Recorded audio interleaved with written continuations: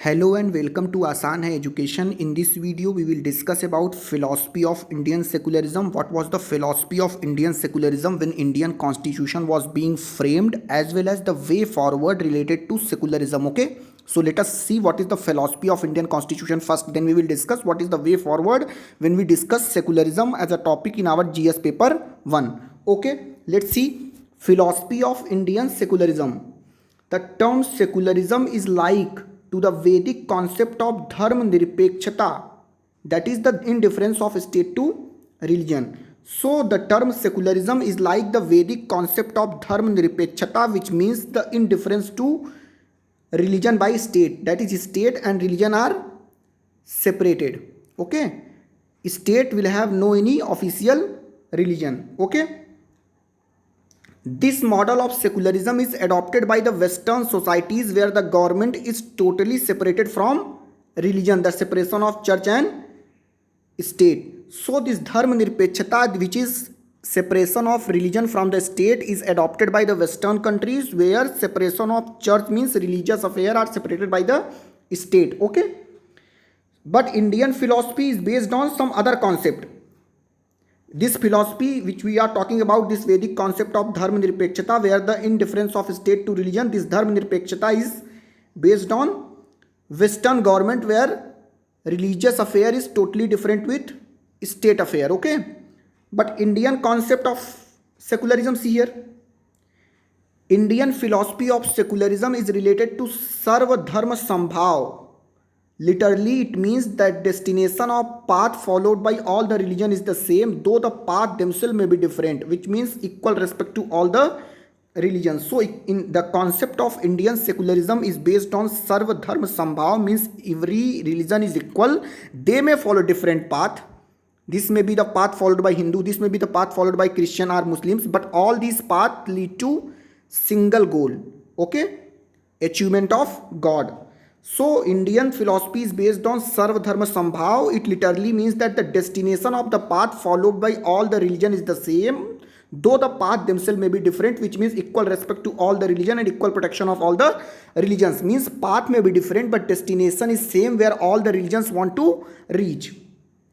This concept of secularism was impressed and promoted by personalities like Vivekananda and Mahatma Gandhi and is called positive secularism that reflect the dominant ethos of Indian culture. And this Sarva Dharma Sambhav philosophy, where every religion is equally protected and promoted, is known as the positive concept of secularism, and it was also promoted by Swami Vivekananda ji and Mahatma Gandhi ji, and it reflects the dominant ethos of Indian culture, that what India believes in. Okay, now let us see some more differences. See, India does not have an official state religion. That is why India is a secular country. However, different personal laws on matters such as marriage, divorce, inheritance, alimony varies with an individual's religion. So, see here, state has a positive interference in the religious affair. Hindus have Hindu Marriage Act and Succession Act. Islamists or Muslims have Sharia law or Muslim personal law they have.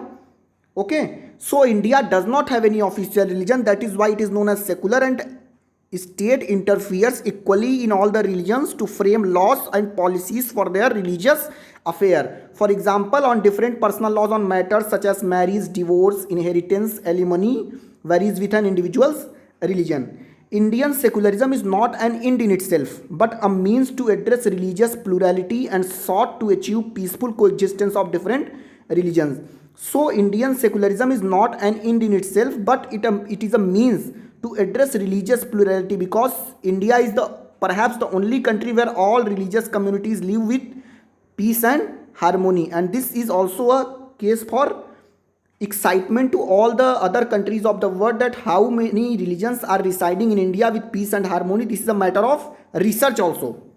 Okay, so this secularism is not an end, it is a means to address religious plurality. Okay, so this was the philosophy of Indian secularism, where Sarva Dharma Sambhav was there. Panth nirpekshata is the strict separation of state from religion, which is followed by Western countries. But we believe in Sarva Dharma Sambhav. Every religion is equally protected and promoted by the state. Okay, now let us see what are some way forward when we write answers to secularism. Okay, See, in a pluralistic society like India, the best approach to nurture secularism is to expand religious freedom rather than strictly practicing state neutrality. Okay, so in a pluralistic society like India, the best approach to nurture secularism is to expand religious freedom rather than strictly practicing state neutrality. That state should not remain neutral; it should interfere in one's religious affair if there any evil rise or if there evil exists. Okay.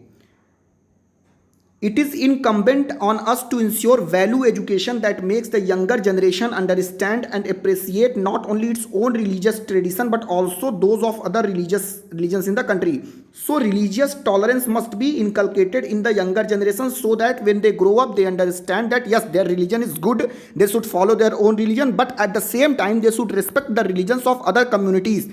For example, when a Hindu child is growing up, he should be taught that yes, Hindu religion Sanatan Dharma is good, but at the same time you must respect other religious affair or other religions. For example, Islamic religion, for example, Christian religion, for example, Sikhism. You must respect all these religions equally as you are respecting your own religion. So religious tolerance must be inculcated in these younger generations who are growing up. Okay, there is also a need to identify a common framework or a shared set of values which allows the diverse groups to live together, and we need to identify a common framework. What may be the common framework which may allow different religious affairs or religious communities to live in peace and harmony? The prerequisite to implement the social reform initiatives like Uniform Civil Code UCC, which is mentioned under Article 44 of the Indian Constitution, and to create a conducive environment and forging socio-political consensus. Okay, so UCC is the need of the hour, that for different religious communities, for example Hindu, Muslim, Sikh, we have different personal laws, so that all the personal laws may be codified into one document, and this document will be known as Uniform Civil Code. And Uniform Civil Code is the need of the hour because at present all the communities, all the religious communities have different personal laws for marriage, inheritance, succession. So all these laws must be codified into a single document, and this single document will be known as Uniform Civil Code. Okay, and the Uniform Civil Code is also discussed under Article 44 in Directive Principle of the State Policy, that it should be the endeavor of the state to provide a uniform civil code so that it can promote communal harmony and composite culture of our Indian state. So in this video what we have discussed what was the philosophy of Indian Constitution when the term secularism or the secular characteristics of Indian state was being discussed, and we have also discussed the way forward, that why India should remain a secular country and should not declare itself as any Rashtra, for example Islamic state, for example Hinduism state, or for that matter any state. India should remain secular because secularism is the only way in which different religions can live with peace and harmony and flourish day by day, and it will also make Indian secularism a model for replication in whole world. Okay, thank you for watching. Have a great day.